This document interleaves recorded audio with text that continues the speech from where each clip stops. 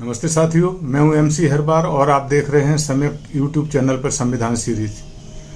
साथियों, आज हम चर्चा करेंगे मिनर्वा मिल्स लिमिटेड बनाम यूनियन ऑफ इंडिया 1980 का सुप्रीम कोर्ट का वह न्यायालयीन प्रकरण जो वास्तव में ऐतिहासिक है। साथियों, क्या संसद को नागरिकों के मूल अधिकार समाप्त किए जाने की अनन्य शक्तियां हैं? क्या आर्टिकल 368 के अंतर्गत संविधान संशोधन कर नागरिकों के सामाजिक, आर्थिक एवं राजनीतिक न्याय के अधिकार छीने जा सकते हैं? क्या संसद को न्यायालय की न्यायिक समीक्षा करने की शक्तियां हैं? आज हम कर्नाटक के मिनर्वा मिल्स प्रकरण में यही सब जानेंगे। यह सुप्रीम कोर्ट का केशवानंद भारती बनाम केरल राज्य 1973 की तरह यह भी एक ऐतिहासिक जजमेंट है। सर्वप्रथम इसकी संक्षिप्त जानकारी पर चर्चा कर लेते हैं। मिनर्वा मिल्स कर्नाटक राज्य की एक टेक्सटाइल कंपनी थी। यह टेक्सटाइल का व्यापार करती थी। कालांतर में इसे केंद्रीय सरकार द्वारा राष्ट्रीयकृत घोषित कर दिया गया। ऐसा टेक्सटाइल्स अंडरटेकिंग एक्ट 1974 के अधीन भारत सरकार ने किया था। वस्तुतः 20 अगस्त 1970 को केंद्रीय सरकार द्वारा एक समिति का गठन कर बेंगलोर स्थित कर्नाटक की मिनर्वा टेक्सटाइल्स मिल्स के मामले की जांच रिपोर्ट प्रस्तुत करने के लिए समिति को निर्देश दिए गए। समिति ने जनवरी 1971 में अपनी जांच रिपोर्ट प्रस्तुत की। उसी रिपोर्ट के अनुसार केंद्र सरकार ने मिनर्वा मिल्स का प्रबंधन अपने हाथ में ले लिया। इस प्रकरण में पिटीशनर द्वारा केंद्रीय सरकार के उक्त आदेशों के खिलाफ टेक्सटाइल अंडरटेकिंग तथा 42वें संशोधन को उच्चतम न्यायालय में चुनौती दे दी गई। इस विवाद के कारण मिनर्वा टेक्सटाइल मिल्स का यह प्रकरण सुप्रीम कोर्ट में पहुंच गया। पिटीशनर की ओर से सुप्रीम कोर्ट में तर्क प्रस्तुत किए गए कि संविधान का 42वां संशोधन संविधान के भाग 3 तथा भाग 4 के बीच की अनुरूपता को नष्ट करता है, क्योंकि संविधान में मूल अधिकारों को राज्य की नीति के निर्देशक तत्वों के अधीन लाने का प्रयास किया गया है। वह लोकतंत्र को नष्ट एवं सरकार की निरंकुशता को बनाने वाला है।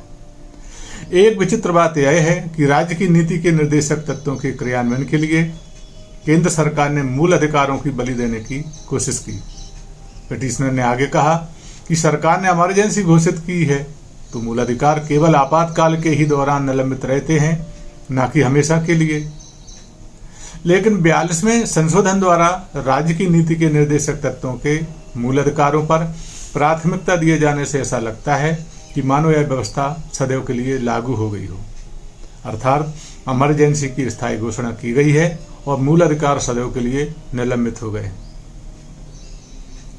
पिटीशनर के प्रत्युत्तर में केंद्र सरकार ने अपने बचाव पक्ष में सुप्रीम कोर्ट में अपनी दलील दी एवं जवाब में कहा कि संविधान के आर्टिकल 368 के अंतर्गत संसद को संविधान में संशोधन करने की अनन्य शक्तियां प्राप्त हैं। किसी विशिष्ट प्रक्रिया द्वारा राज्य की नीति के निर्देशक तत्वों को क्रियान्वित किया जाना संविधान के बुनियादी ढांचे को नष्ट करना नहीं है, बल्कि यह एक लोकहित में कदम है। संविधान का आर्टिकल 368 मूल अधिकारों को छीनने वाला नहीं है, क्योंकि इसका आधार सामाजिक, आर्थिक एवं राजनीतिक न्याय है। दलील में केंद्र सरकार ने आगे कहा कि इस संशोधन से न्यायालय की पुनर्विचार की शक्तियां प्रभावित नहीं होती हैं। न्यायालय चाहे तो समीक्षा कर सकता है। सुप्रीम कोर्ट के समक्ष पिटीशनर एवं केंद्र सरकार के जवाब के आधार पर विचारणीय प्रश्न सुप्रीम कोर्ट के समक्ष थे कि क्या संविधान का 42वां संशोधन अधिनियम 1976 विधिमान्य है या नहीं है, जैसा कि केंद्र ने कहा। क्या संविधान का 42वां संशोधन अधिनियम संविधान के अनुच्छेद 368 की परिधि में है? क्या 42वां संशोधन संविधान के आधारभूत ढांचे को नष्ट करता है? क्या राज्य की नीति के निर्देशक तत्वों को मूल अधिकारों पर प्रधानता दी जा सकती है? सुप्रीम कोर्ट ने समीक्षा में कहा कि क्या न्यायालय द्वारा किस सीमा तक आर्टिकल 252 के अधीन घोषित आपातकाल की वैधानिकता पर पुनर्विचार किया जा सकता है? ऐसे ढेर सारे सवाल थे जिस पर सुप्रीम कोर्ट को निर्णय देना था। सुप्रीम कोर्ट के समक्ष पक्ष के और विपक्ष के तर्क वितर्क होते रहे।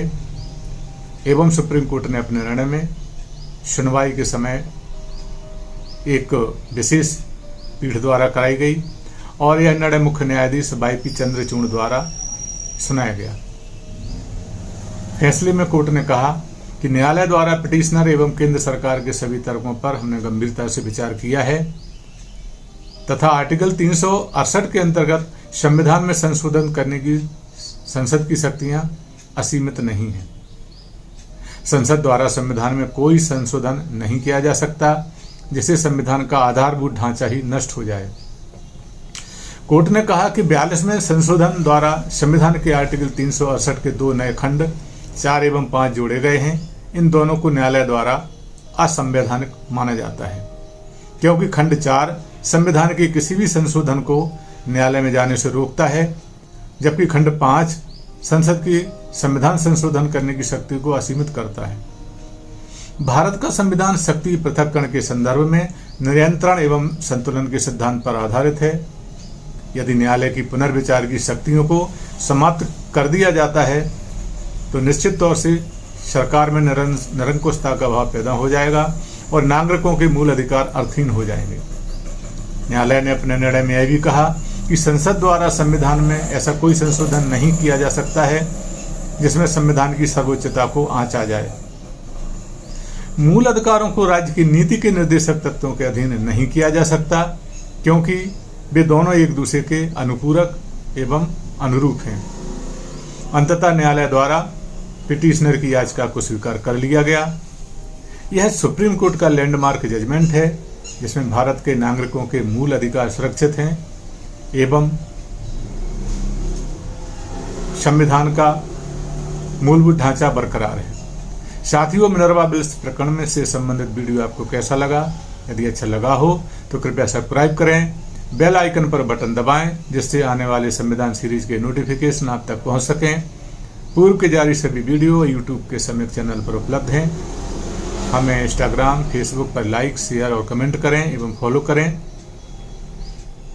हमारा उद्देश्य है कि संविधान के लोगों के प्रति जानकारी से परिचय कराना। एक बार पुनः एक नए आर्टिकल के साथ हम उपस्थित होंगे। आपको बहुत बहुत धन्यवाद।